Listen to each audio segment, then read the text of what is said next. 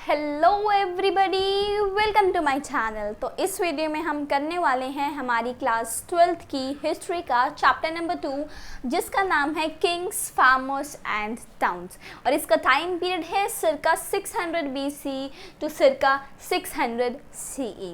वैसे time period बहुत important है हिस्ट्री में, मैं हर वीडियो में बोलती हूँ। तो अगर आपको टाइम पीरियड के बारे में नॉलेज नहीं है तो आप मेरी वीडियो चेक कर सकते हो। I have created the video, मैंने एक वीडियो बनाई है जिसमें मैंने आपको अबाउट द डेट्स बताया है कि हिस्ट्री में डेट्स कैसे कैलकुलेट करते हैं। ये पार्ट 3 वीडियो है इस चैप्टर की, मतलब ये थर्ड पार्ट और द लास्ट पार्ट होने वाला है इस चैप्टर का। इस वीडियो के साथ हम ये चैप्टर पूरा फिनिश कर देंगे। इसमें हम करेंगे हमारे टॉपिक नंबर 6, 7 और 8 की बात।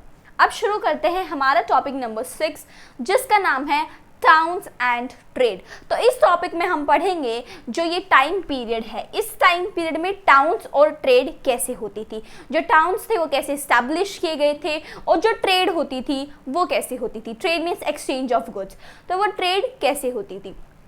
सबसे पहला है न्यू सिटीज़। तो अब हम देखेंगे न्यू टाउन्स जो थे वो कैसे स्टेब्लिश हुए, कौन सी जगह पे होते थे, क्या रीज़न होता था। जो अर्बन सेंटर्स है वो इस्टेब्लिश होने शुरू हो गए थे from circa 6th century BCE।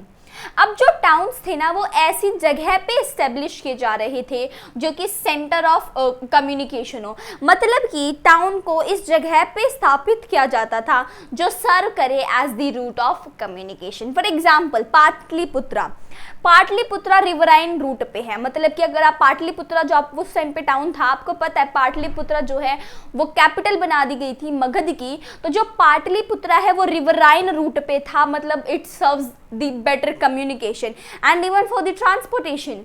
वहीं पे उज्जैनी जो है it serves as the land route. Puhar, it serves near the coast. So these are the areas where you can see these towns are situated on the routes of communication. जो ये towns हैं ये communication के root पे situated है, जैसे कि कोई लैंड रूट पे है तो कोई रिवराइन रूट पे है, कोई सी के पास है। तो इस तरह पे इस टाइम पीरियड में जो है टाउन्स इस्टेब्लिश होते थे। देन मथुरा जो है, मथुरा एक आपको पता होना चाहिए, 1 मार्कर क्वेश्चन आ सकता है। क्वेश्चन ऐसा पूछा जाएगा, विच is the centre of commercial, cultural and political activity. तो ये 1 मार्कर का क्वेश्चन बनता है। हमारे प्री बोर्ड में भी आया था जब मैं 12th में थी, तो मुझसे पूछा गया था हमारे प्री बोर्ड में कि which is the centre of commercial, cultural and political activity at ये टाइम पीरियड दे के क्वेश्चन पूछते हैं। इस चैप्टर से जो भी क्वेश्चन आता है वो इस टाइम पीरियड दे के आएगा। तो द आंसर इज मथुरा। तो मथुरा ऐसा सेंटर था इस टाइम पीरियड पे जो कमर्शियल, कल्चरल और पॉलिटिकल एक्टिविटी को सर्व करता था। अब करते हैं हमारा topic 6.2, urban population, elites and craft person. इसमें हम बात करेंगे अबाउट द अर्बन पॉपुलेशन, क्या क्या कंपोज थी, मतलब अर्बन पॉपुलेशन में कौन कौन से टाइप के प्रोफेशंस थे। ओके, सो जो पीपल है, अब आपको पता हो जो ये जो किंग्स, फार्मर्स एंड टाउन्स, इसका जो एरिया है बेसिकली, जो आपने देखा मौर्यन एम्पायर कहाँ पे सिचुएटेड था, वो एरिया था जो उसका। तो अब क्या होता है, अभी भी इस एरिया पे प्रेजेंट डे में भी पीपल रहते हैं, जिसके कारण हम एक्सकेवेशन नहीं कर सकते, खुदाई करके हम पता नहीं लगा सकते। जैसे हड़प्पन सिविलाइजेशन के टाइम पे हमने खुदाई करी थी, आपको पता है ना, जो हमने RM व्हीलर वगैरह देखे थे लास्ट के टॉपिक्स में, तो उन्होंने क्या किया था, एक्सकेवेशन किया था। तो एक्सकेवेशन इस चैप्टर में, इस टॉपिक में, इस टाइम पीरियड के लिए पॉसिबल नहीं थी, क्योंकि आज भी इस जगह पे लोग रहते हैं, तो उनके घरों को हटाकर शिफ्ट कर हम खुदाई नहीं कर सकते। तो जो पीपल है वो अभी भी रहते हैं। तो हम किस पे, हम जो हमारा सोर्स है वो क्या है, आर्टिफैक्ट्स। आर्टिफैक्ट्स क्या होता है, मैन मेड ऑब्जेक्ट्स होते हैं। तो हम आर्टिफैक्ट्स पे ही हमें भरोसा करना पड़ता है, और आर्टिफैक्ट्स के थ्रू ही हम पता लगाते हैं about the kings, towns, trade and even the Kings, farmers, even about the farmers. तो हम वो सभी आर्टिफैक्ट्स के बेसिस पे पता लगाते हैं। हमने कोई भी एक्सकेवेशन, मतलब कोई भी खुदाई नहीं की है, और खुदाई क्यों नहीं की है, क्योंकि आज भी लोग वहाँ पे रहते हैं। वहीं पे अगर आप देखोगे आर्टिफैक्ट्स, मतलब मैन मेड ऑब्जेक्ट्स, तो आर्टिफैक्ट्स में हमें एक नदन ब्लैक पॉलिश्ड वेयर मिला है। नदन ब्लैक पॉलिश्ड वेयर क्या है, ये एक फाइन पॉटरी बाउल है, ये एक बाउल है जो कि डिशेस के लिए यूज होता है। तो ये जो नदन ब्लैक पॉलिश्ड वेयर है ये काफ़ी इंपॉर्टेंट है, आपको पता होना चाहिए। It's a fine pottery bowl that is use for the dishes. और हमें उसके बाद कुछ ऑर्नामेंट्स भी मिले हैं, कुछ टूल्स भी मिले हैं और कुछ वेपन्स भी मिले हैं। और किस मटेरियल के मिले हैं? अगर आप हड़प्पन सिविलाइजेशन की बात करोगे तो उसमें हमें मिला है ब्रॉन्ज। उसे ब्रॉन्ज एज सिविलाइजेशन भी बोला जाता है क्योंकि उस टाइम पे ब्रॉन्ज का ज़्यादा यूज था। वहीं पे अगर आप इस टाइम पीरियड की बात करोगे तो इस टाइम पीरियड में हमें गोल्ड के भी, शेल के भी, silver, terracotta, Ivory, bronze, glass, मतलब कि हमारे पास वैरायटी ऑफ मटेरियल था। ये नहीं कि पर्टिकुलरली ब्रॉन्ज यूज होता था या फिर गोल्ड या फिर सिल्वर, हमें हर टाइप का मटेरियल यहाँ पे देखने को मिला है। By 2nd century BCE short votive inscriptions हमें देखने को मिले। शॉर्ट वोटिव इंस्क्रिप्शंस का मतलब होता है gifts made to the religious institutions. अगर आप कोई भी गिफ्ट दे रहे हो किसी भी इंस्टीट्यूशन को, कोई भी रिलीजियस थिंग्स को, तो उसे हम बोलेंगे शॉर्ट वोटिव इंस्क्रिप्शन। तो ये हमें इन पे लिखते थे हम, शॉर्ट वोटिव इंस्क्रिप्शन होता था। तो इस पे क्या लिखा जाता था? डोनर का नाम, मतलब कि for example I am donating this pen to the YouTube, तो मैं अब क्या लिखूंगी? तो यूट्यूब क्या बनाता है? इंस्क्रिप्शन बनाएगा, उस पर लिखेगा that Nancy donated, Nancy the honour of study heart channel donated this pen to me. वहीं पे फॉर एग्जाम्पल अगर कोई और डोनेट करता है, जैसे कि फॉर एग्जांपल कोई भी है, किसी का कुछ और, फॉर एग्जांपल आप फिशर है, फिशरमैन है, वो डोनेट करना चाहता है ये पेन यूट्यूब को, तो वो क्या लिखेगा? फिशरमैन का नाम लिखेगा, for example whatever the name, for example let's assume Ram, तो राम डोनेटेड, राम ब्रैकेट में they write the fisherman donated this pen to YouTube. तो सिमिलरली उस टाइम पे क्या होता था, तो वो अपने नाम लिखते थे, डोनर और ऑक्यूपेशन लिखते थे। तो अब अगर वो नाम और ऑक्यूपेशन लिख रहे हैं तो हमें इससे क्या आइडिया लग जाएगा कि कौन कौन से प्रोफेशन उस टाइम पे थे। अब हम एक्सकेवेशन कर नहीं सकते तो हमें सिर्फ आर्टिफैक्ट्स पे हम भरोसा रखे, हम we assume and we know everything. अब तो हमें इस पे कौन कौन सी वो मिले हैं, कौन कौन से प्रोफेशंस देखने को मिले हैं, लाइक वॉशिंग फॉक, जैसे Savita washing folk donated this pen to this religious institution, इस तरह से होता था। Weavers, scribers, carpenters, potters, goldsmith, blacksmith and various other. तो मतलब हमें इस टाइप के प्रोफेशन देखने को मिले हैं, और किसके कारण? शॉर्ट वोटिव इंस्क्रिप्शन के कारण। गिल्ड और श्रेणीज होती थी। गिल्ड और श्रेणीज क्या होता है? A group of people performing a particular thing. For example ये क्या करते थे, एक जैसे पेन है, पेन को बनाते थे फिर पेन को बेचते थे, तो इट्स ऑर्गेनाइजेशन। गिल्ड और श्रेणीज क्या है? ये ऑर्गेनाइजेशन है जो ट्रेड कंडक्ट करेंगे, जो मैन्युफैक्चर करेंगे, प्रोडक्ट को कंप्लीट करेंगे एंड देन सेल करेंगे। So this was about the topic 6.2। I hope आपको टाउन के बारे में समझ आ गया होगा कि कौन कौन टाउन में रहते थे, अर्बन एलाइट, हमने कैसे पता चला, हमें आर्टिफैक्ट्स के थ्रू पता चला। फिर वहीं पे आपको पता होगा कि टाउन किस बेसिस पे बनाए जाते थे, on the routes of communication. अब हम बात करेंगे हमारे टॉपिक 6.3 की, जिसका नाम है trade in the sub continent and beyond. अब हम देखेंगे इस टाइम पीरियड पे किस तरह से ट्रेड होती थी।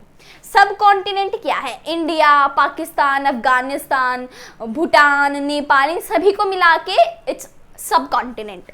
ओके, बांग्लादेश वगैरह इन सबको मिला के सब कॉन्टिनेंट होता है। तो जो सब कॉन्टिनेंट का सदर्न पार्ट है उसका आपको पता है, यहाँ पे अरेबियन सी है and here we have the Bay of Bengal. तो अरेबियन सी से हम ट्रेड करते थे with West Asia and the North Africa, और बे ऑफ बंगाल से हम ट्रेड करते थे with China and South East Asia. तो ये आपको पता होना चाहिए कि हम कहाँ, किसके साथ और कौन से सी की मदद से ट्रेड करते थे। और अब देखो, आपको ये पता चल गया कि कैसे ट्रेड करते थे। अब मोड ऑफ ट्रैवलिंग क्या था? अगर आप एक प्लेस से दूसरे प्लेस जा रहे हो तो आप किस मोड से जा रहे हो? तो कुछ होते थे पेडलर्स, पेडलर्स मतलब जो वॉक करके जाते थे। कुछ होते थे मर्चेंट्स, जो मर्चेंट्स हैं वो जाते थे बुलक कार्ट से। बुलक कार्ट से ये जाते थे from one place to another and they used to trade. कुछ होते थे सी फेयरर्स, सी फेयरर्स का मतलब होता है जो सी की मदद से जाते थे and they used to trade. I hope आपको मोड ऑफ ट्रैवलिंग समझ आया होगा अच्छे से। अब हम बात करेंगे कुछ सक्सेसफुल मर्चेंट्स होते थे, मतलब कि जो बहुत ही ज़्यादा अच्छा काम करते थे और अपनी फील्ड में सक्सेसफुल रहे। तो हमारे पास कुछ सक्सेसफुल मर्चेंट्स हैं और जिन्हें हम बोलते थे मसतुवन। मसतुवन हम तमिल में बोलते हैं, तो अगर आपको कोई मसतुवन बोले तो it's a compliment for you, क्योंकि उसका मतलब होता है सक्सेसफुल मर्चेंट। फिर हम सेठीज या सतवाहास बोलते थे प्राकृत में, तो प्राकृत लैंग्वेज में हम बोलेंगे सेठीज या फिर सतवाहास, सेठीज या फिर सतवाहास। तो आज के टाइम में भी सेठीज मैंने सुना हुआ है काफी बार, कईयों से वर्ड सेठ जिसे बोलते हैं, तो दिस मीन्स सेठीज। तो सेठ का मतलब क्या होता है? A successful merchant. तो वैसे ही सेठीज और सतवाहास इसे प्राकृत लैंग्वेज में बोला जाता था और मसतवान इन्हें तमिल लैंग्वेज में बोला जाता था, जो सक्सेसफुल मर्चेंट होते थे। अब देखो, मैंने बोला ट्रेड करते थे बे ऑफ बंगाल से, चाइना से, साउथ ईस्ट एशिया से, अरेबियन सी से ये करते थे, वेस्ट एशिया से और नॉर्थ अफ्रीका से। अब आप पूछोगे कि ट्रेड करते क्या थे, क्या गुड्स थे जो वो ट्रेड करते थे? तो क्वेश्चन खड़ा होता है ना कि ट्रेड किस चीज की करते थे। सो गुड्स जो ये ट्रेड करते थे वो था salt, grain, cloth, metal, metal ores and finished product. तो मेटल ओर्स भी और कुछ फिनिश्ड प्रोडक्ट्स भी हम ट्रेड करते थे। अब मैं आपको बताऊं, जो ये नॉर्थ अफ्रीका है इसके ऊपर है मेडिटेरेनियन सी। तो इंडिया से पेपर, टेक्सटाइल और मेडिसिनल प्लांट्स हम क्या करते थे मेडिटेरेनियन सी से, और मेडिटेरेनियन सी के यहाँ पे था रोमन एम्पायर। तो हम रोमन एम्पायर क्या मंगवाता था इंडिया से? Paper, textile and medicinal plants. तो इंडिया मेडिटेरेनियन सी के थ्रू पहुंचाता था रोमन एम्पायर को textile, paper and medicinal plants. So this was all about the trade, कि हम ट्रेड कैसे करते थे। अब हम बात करेंगे हमारे टॉपिक 6.4 की, जिसका नाम है कॉइन्स एंड किंग्स। तो इस चैप्टर की खासियत ये है कि यहाँ पे कॉइन्स होते थे, मतलब कि इंडिया की हिस्ट्री में कॉइन्स इन्वेंट हुए और कॉइन का नाम हमें सुनने को मिला। जैसे कि आप आज बात करते हो 2000 का कॉइन था, 2000 का note, sorry 5 rupee coin, 10 rupee coin, अब तो 20 रुपी कॉइन भी आ चुके हैं। तो वो कॉइन जो थे, सिक्के, उसकी शुरुआत इस टाइम पीरियड से हो गई थी। तो अब हम बात करेंगे कॉइन। तो सबसे पहले आया पंच्ड मार्क्ड कॉइन्स। तो पंच्ड मार्क्ड कॉइन्स हुए और ये सिल्वर और कॉपर के होते थे, और ये मौर्यन एम्पायर ने, मौर्यंस ने इन्हें इन्वेंट किया, इनकी शुरुआत की। जैसे आप देखोगे हड़प्पन सिविलाइजेशन में वेट्स होते थे मेजरमेंट के लिए, वहीं पे इस टाइम पीरियड में हमारे पास कॉइन्स हैं। पंच्ड मार्क्ड कॉइन्स इन्वेंट कर दिए गए मौर्यंस ने। बेसिकली अशोका माना जाता है कि अशोका थे जिन्होंने कॉइन्स का इन्वेंशन किया था, पंच्ड मार्क्ड कॉइन्स का। तो अगर क्वेश्चन अराइज होता है विच is the first coin, you know it's the punched marked coins by the Mauryans. फिर आते हैं इंडो ग्रीक कॉइन्स। तो इंडो ग्रीक, भाई अब इनना हर कॉइन की अपनी खासियत है, तो आपको पता होना चाहिए ये कॉइन पर्टिकुलरली किस चीज के लिए फेमस है। तो punched marked coins first to invent. अब आएंगे इंडो ग्रीक। तो इंडो ग्रीक ऐसे पहले कॉइन थे जिन पे नाम और इमेज थी रूलर की। So they were the first coins that bear the names and images of the ruler. और ये कहाँ पे इन्वेंट हुए थे? Basically north west of the subcontinent में, और इसका टाइम पीरियड है सिरका 2nd सेंचुरी बीसी। तो सिरका 2nd सेंचुरी बीसी में हमारे पास आ गए थे द इंडो ग्रीक कॉइन्स। तो अगर आपको पूछा जाएगा question which coins were the first to bear the names and images of the rulers, तो आपको ऑप्शन दे दिए जाएंगे Indo Greek coins, then punched marked coins, Kushanas coins, gold coins, whatever, और भी कई ऑप्शन दे देंगे। तो आपको पता होना चाहिए आंसर है Indo Greek coins. Indo Greek coins are the first to bear the names of the rulers and the images of the rulers, और time period circa 2nd century BC. फिर हमारे पास आते हैं कुशाना। आपको पता होना चाहिए कुशाना एक डायनेस्टी है, तो इन्होंने फर्स्ट गोल्ड कॉइन इन्वेंट करे। आई रिपीट, गोल्ड कॉइन इतिहास में कुशानाज लेके आए, कुशाना के रूलर, और टाइम पीरियड था 1st century BC. 1st century BC में first time gold coins introduce हुए। फिर ट्राइबल रिपब्लिक, अब कुछ ट्राइबल ग्रुप थे, मतलब कि जो बेसिकली रूलर नहीं थे, ट्राइबल थे, उन्होंने भी कॉइन इन्वेंट किए, जैसे कि योद्धाज ऑफ पंजाब एंड हरियाणा।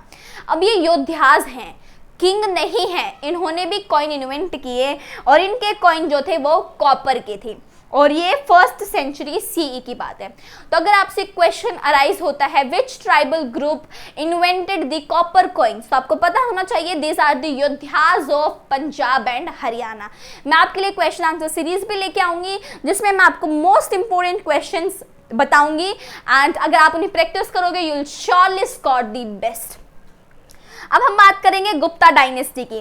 तो कुशानाज ने तो first time gold coin introduce किए। अब गुप्ता ने क्या करा, गुप्ता डायनेस्टी ने क्या किया, फर्स्ट टाइम ऐसे कॉइन इंट्रोड्यूस किए जो कि प्योरिटी के लिए माने जाते हो। मतलब कि अगर क्वेश्चन आएगा who invented the gold coin first time, तो दे वर द कुशानाज। और वहीं पे अगर क्वेश्चन आएगा who invented the purest form of the gold coins, so they were the Gupta dynasty. तो जो स्पेक्टेकुलर गोल्ड कॉइन्स है जो अपनी प्योरिटी के लिए माना जाता है वो गुप्ता लेके आए थे, गुप्ता डायनेस्टी। तो जो गुप्ता डायनेस्टी के कॉइन्स है वो बहुत ही ज्यादा स्पेक्टेकुलर थे, बहुत ही ज्यादा सुंदर थे, बहुत ही ज्यादा प्योर थे। वहीं पे Kushanas first time gold coin लेके आए थे, कंफ्यूज मत होना, कुशानाज ने फर्स्ट टाइम गोल्ड कॉइन लाए थे और वहीं पे गुप्ता डायनेस्टी जो है वो स्पेक्टेकुलर गोल्ड कॉइन्स लेके आई थी। अब आपको पता चल गया कि कॉइन कौन कौन से डायनेस्टी या फिर कौन कौन से किंग ने इन्वेंट किए। अब हम बात करेंगे सिर्का 6th सेंचुरी सीई, मतलब जब इसका टाइम पीरियड एंड हुआ तो क्या होने लगा। अब जो कॉइन्स हैं हमें वो मिलने कम हो गए, मिलने बंद हो गए। तब स्कॉलर्स इसके अलग अलग रीजंस देते हैं। तो आपकी बुक में 2 रीजन दे रखे हैं। Number 1 is western Roman empire. तो जो वेस्टर्न रोमन एम्पायर है वो कोलैप्स हो गया था इस टाइम पीरियड तक। इंडिया और उसकी ट्रेड कम हो गई थी, सब कॉन्टिनेंट की और उसकी ट्रेड कम हो गई थी, बंद हो गई थी। तो ऐसा मानते हैं स्कॉलर्स कि इसके कारण, ट्रेड बंद होने के कारण जो कॉइन्स थे वो बंद हो गए और एक तरह से जो ट्रेडिंग सिस्टम है उसका लॉस हो गया, इकोनॉमिक लॉस हुआ, इकोनॉमिक क्राइसिस आई, जिसके कारण हमें कॉइन्स देखने को नहीं मिले इस टाइम पीरियड के बाद। सेकेंड रीजन है कि जो ट्रेड सिस्टम थी ना वो बहुत ज़्यादा बढ़ गया। मतलब कि जो हमें कॉइन्स मिले वो हमें हॉर्ड्स में मिले हैं, मतलब तिजोरी में काफ़ी खूब अमाउंट में मिले हैं। तो अब ट्रेड इतनी ज़्यादा बढ़ गई कि कोई भी स्टोर नहीं रखता था कॉइन्स को, दे were use on daily basis. तो इतनी ज़्यादा ट्रेड बढ़ गई थी और न्यू न्यू टाउन्स एस्टेब्लिश हो रहे थे कि हमें कॉइन्स देखने को नहीं मिले। आई होप आपको टॉपिक 6 अच्छे से समझ आया होगा। I will give you 2 minutes, you can have this screenshot, फिर हम करेंगे हमारा टॉपिक नंबर 7।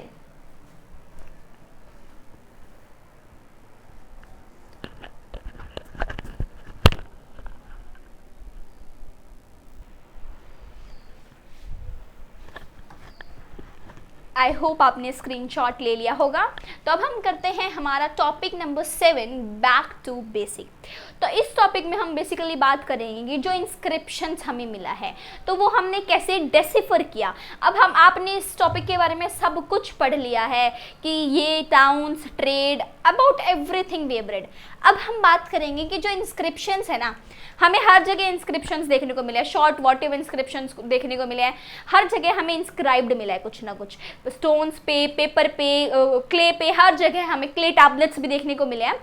तो हमें कहीं ना कहीं कुछ ना कुछ इंस्क्राइब्ड मिला है। तो जो ये इंस्क्रिप्शंस हैं ये हमने कैसे डेसिफर किए, डेसिफर मतलब कैसे डीकोड किए आज की लैंग्वेज में, कैसे हमने इन्हें समझा। तो उस टाइम पे 2 स्क्रिप्ट यूज होती थी, ब्राह्मी और खारोष्टी, और लैंग्वेज थी प्राकृत। तो ब्राह्मी कैसे डेसिफर हुई वो बात करते हैं। तो जो ज़्यादातर ऐसा माना जाता है जो most of the Indian modern languages हैं वो जो स्क्रिप्ट है ना उनकी, that is related to the Brahmi script. अब क्या करते थे स्कॉलर्स, क्या करते थे, ये ऐसा पहले स्कॉलर्स ऐसा अज्यूम करते थे कि ये संस्कृत है। जो आप संस्कृत आप देखते हो आज के टाइम में संस्कृत जो है वो यूज़ होती है, और जो संस्कृत है वैसे लोग मानते थे कि वो संस्कृत है ये जो भी स्क्रिप्ट है, पर लेकिन क्या निकली वो स्क्रिप्ट, प्राकृत निकली। ये किसने बताया हमें, जेम्स प्रिंसिप ने बताया। तो पहले के स्कॉलर्स ऐसे मानते थे कि इट इज संस्कृत पर लेकिन वो थी एक्चुअल में प्राकृत। तो इससे 1 मार्कर क्वेश्चन अराइज होता है। ये टॉपिक इतना इंपॉर्टेंट नहीं है, ये आपके इतने ज़्यादा नंबर में नहीं आएगा।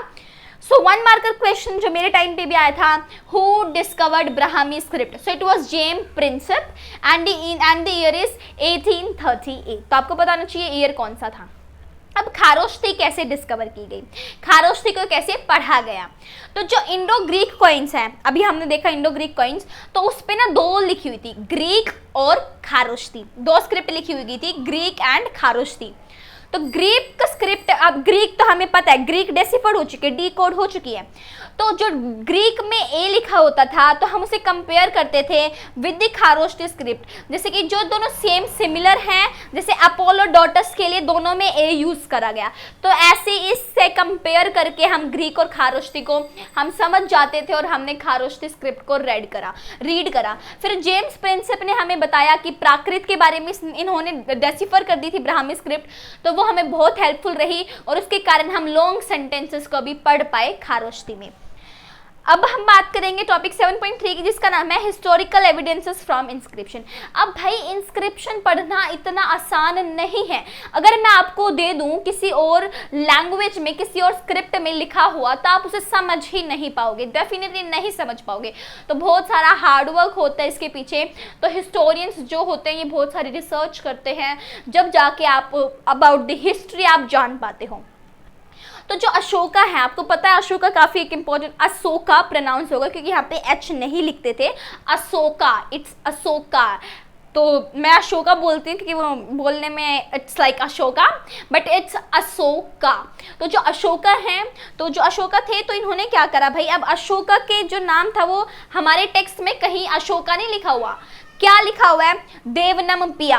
देवनमपिया यूज होता था रूलर के लिए। देवनमपिया का मतलब है बिलव्ड ऑफ द गॉड्स, या फिर पियादसी, प्लेजेंट टू बिहोल्ड। ये मैंने आपको पहले भी बताया, पहले की वीडियोस में। तो रूलर के नाम नहीं होते थे यूज, ऐसे ऐसे टर्म्स यूज होते थे, ऐसे ऐसे टाइटल्स यूज होते थे। तो आप देख लो, इनको अब हम पढ़ पा रहे हो आप, तो हिस्टोरियंस का कितना बड़ा रिसर्च रहा है, कितना बड़ा इंपॉर्टेंट रोल रहा है। ओके, तो अब हम कैसे पता लगाते थे कि ये किस रूलर के बारे में लिखा हुआ है? तो हम पता लगाते थे with the style, with the language and with the palaeography. Palaeography होता है स्टाइल ऑफ राइटिंग। मैंने आपको पैलियोग्राफी के बारे में पहले की वीडियोस में भी बता रखा है, अगर आपने नहीं देखी है गो एंड सी। तो इन तीनों चीजों को मिला के हम बता सकते थे कि ये किस रूलर के बारे में लिख रखा है इंस्क्रिप्शंस में, क्योंकि रूलर के नाम मेंशन्ड नहीं होते थे। तो इसमें से आपको मेन चीज जो पक्का याद रखनी है वो अबाउट द जेम्स प्रिंसेप, जिन्होंने ब्राह्मी स्क्रिप्ट डेसिफर की थी, एंड दिस कैसे इंडो ग्रीक कॉइन्स की मदद से ग्रीक और हम खारोष्ठी को कंपेयर करके हमने खारोष्ठी को हम रीड करते हैं। अब आते हैं हमारे टॉपिक नंबर 8 पे, जिसका नाम है the limitation of inscriptional evidences. इसमें हम बात करेंगे जो भी हमें इंस्क्रिप्शंस मिले हैं इनकी क्या लिमिटेशन है। काफी इंपॉर्टेंट है बोर्ड के पॉइंट ऑफ व्यू से, इससे ज्यादातर क्वेश्चंस आती हैं। मेरे प्री बोर्ड में भी इससे क्वेश्चन आया हुआ था, मेरे प्री बोर्ड में, about this what were the limitation of inscriptional evidences in this time period, या फिर सिंपल इंस्क्रिप्शन एविडेंसेस की क्या लिमिटेशंस होती हैं। तो ये 5 नंबर का क्वेश्चन बन सकता है, या 4 में भी आ सकता है। 4 आए तो आप 4 पॉइंट मेंशन कर देना, 5 आए तो आप 5 पॉइंट मेंशन कर देना। Number 1 is technical limitation.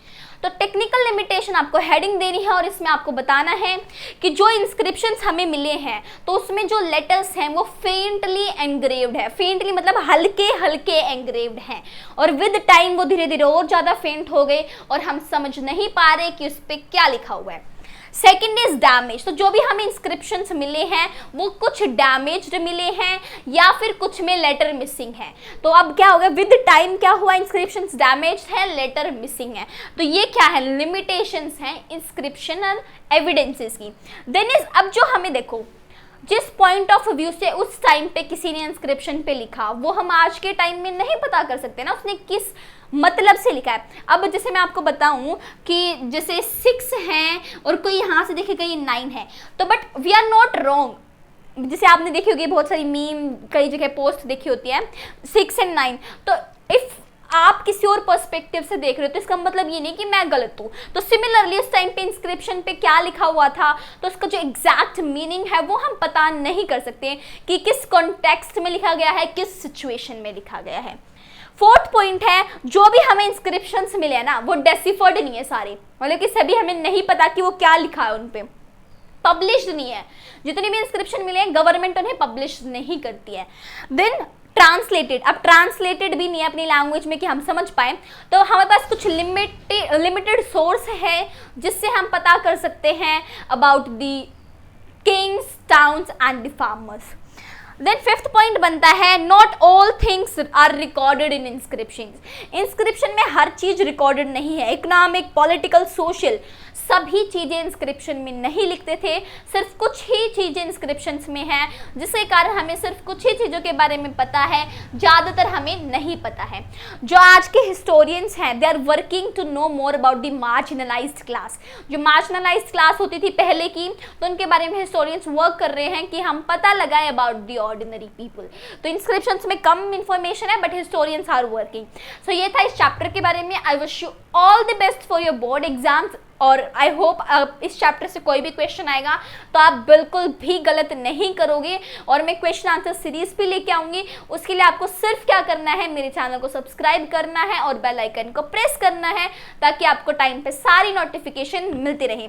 और वीडियो को लाइक कर दीजिए और अपने वैल्यूएबल कमेंट बॉक्स में पुट कर दीजिए और अपने फ्रेंड्स के साथ ज़्यादा से ज़्यादा शेयर करो ताकि मेरे भी एफर्ट्स जो है, अब आपको पता है मैं कितने एफर्ट्स लगाती हूँ। It's not easy to shoot, बहुत सारी मिस्टेक्स भी होती हैं। क्योंकि मैं चलो मैं आपको अपनी पूरी जर्नी बताऊंगी कि मुझे कितना टाइम लगता है एक वीडियो बनाने में, तो आप कमेंट में बताना if you are interested. So that was all for today. Thank you for watching the video.